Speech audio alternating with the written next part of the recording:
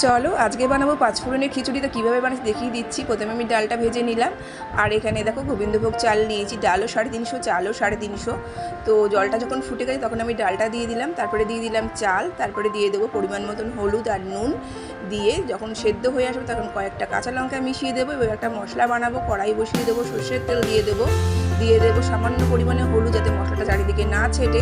দিয়ে দেবো বড়ো সাইজের একটা টমেটোটা যাতে তাড়াতাড়ি গলে যায়, তার জন্য দিয়ে দিলাম লবণ, দিয়ে দিলাম আদা বাটা, আর দিয়ে দেবো এক চামচ করে জিরে গুঁড়ো, ধনিয়া গুঁড়ো, লঙ্কার গুঁড়ো।